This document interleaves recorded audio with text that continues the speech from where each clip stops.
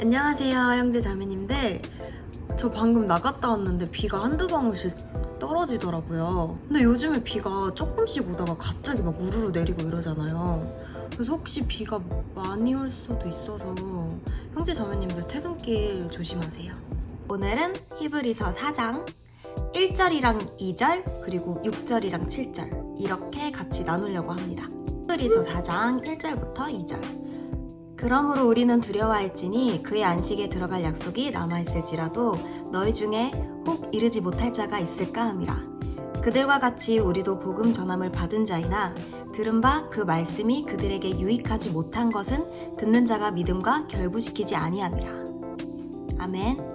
히브리서 4장 6절 7절. 그러면 거기에 들어갈 자들이 남아있거니와 복음을 전함을 먼저 받은 자들은 순종하지 아니함으로 말미암아 들어가지 못하였으므로 오랜 후에 다윗의 글에 다시 어느 날을 정하여 오늘이라고 미리 이같이 일렀으되 오늘 너희가 그의 음성을 듣거든 너의 마음을 완고하게 하지 말라 하였나니. 아멘. 1절에서 말씀하시는 안식에 들어가다는 이스라엘 백성들이 가나안 땅에 들어서는 걸 의미해요.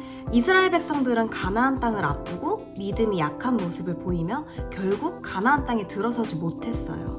이스라엘 백성들은 하나님의 은혜와 능력을 경험했고 하나님이 하나님 되심이라고 고백할 수 있는 사람들이에요. 근데 왜 그 사람들은 하나님을 경험하고도 안식에 들어가지 못했을까요? 지금 말씀드린 이 상황들을 우리에게 대입해서 다시 질문을 해보자면 하나님께서는 왜 구원받은 자들을 즉각 천국으로 옮기시지 않으시고 이 험한 세상에 계속 두시는 걸까요? 우리에게 주어진 이 삶은 내가 안식에 들어가는 그날까지 하나님을 신뢰하는 믿음과 순종을 이뤄나가는, 쉽게 말해 우리를 하나님께서 하나님의 자녀로서 훈련시키는 하나의 과정이에요. 지난 영상에서도 말했듯이 하나님의 자녀가 된다 해서 뭐 하루아침에 나의 고민거리들이 사라진다든지 나의 결핍이 채워진다든지 나의 삶이 풍요로워진다든지 이런 초능력적인 일들은 생기지 않아요. 우리의 하나님은 그렇게 일하시지 않아요. 우리는 하나님의 자녀가 되어도 세상 사람들과 똑같은 고민을 하고 똑같은 고난을 겪고 개인마다 각자의 힘든 순간들을 지나게 되어 있어요. 우리는 이 과정들 속에서 크고 작은 일들로 힘들고 지치고 약해지지만 하나님께서는 그 순간들을 사용하셔서 하나님을 향한 우리의 굳건해지는 믿음과 그 힘든 순간에도 하나님의 뜻에 순종할 수 있도록 우리를 훈련시키세요.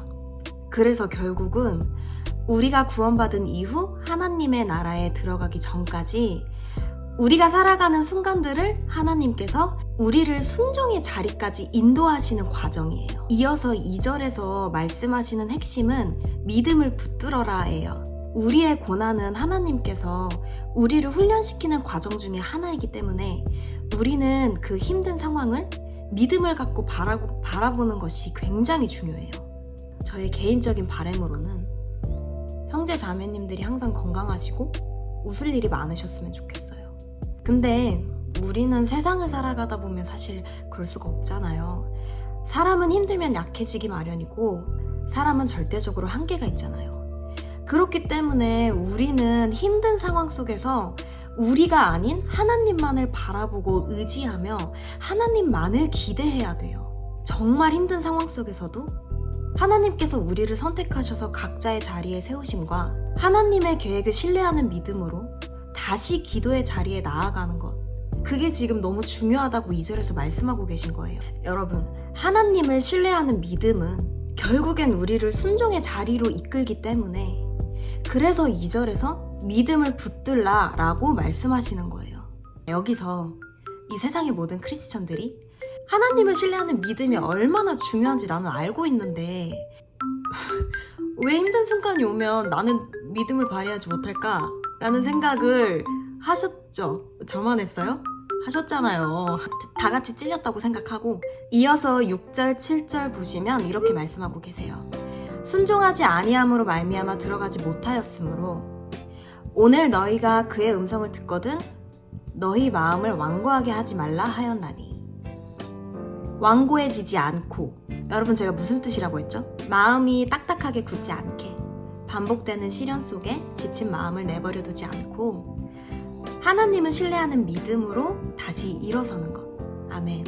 6절, 7절에서 말씀하고 계시는 핵심 메시지는 반복되는 시련 속에 완고해지지 않고 믿음을 발휘해라예요. 믿음을 발휘해라를 성경적으로 풀어서 말씀드리자면 하나님께서는 언제나 어디든 우리와 함께 계신다는 것을 우리가 잊지 않는다는 걸 뜻해요. 우리가 어떤 고난 속에 있어도 우리가 겪는 그 힘든 상황과 문제점보다 더 크고 위대하신 하나님을 바라보는 것. 그게 바로 하나님을 신뢰하며 완고해지지 않고 믿음을 발휘해서 다시 일어서는 방법이에요. 여러분이 꼭 기억하셨으면 좋겠어요. 제가 형제 자매님들의 개인적인 상황을 다 알 순 없지만 어쨌든 하루하루를 굉장히 치열하게 살아가고 계시잖아요. 그럼 당연히 힘든 순간이 있고 지치실 때가 있고 더 이상 힘을 낼 수 없겠다라는 한계를 느끼실 수 있잖아요. 여러분이 그 힘든 상황보다 그 큰 문제들보다 더 크고 위대하신 하나님을 바라보셨으면 해요. 그래야 우리가 완고해지지 않고 하나님 앞으로 나아갈 수 있어요.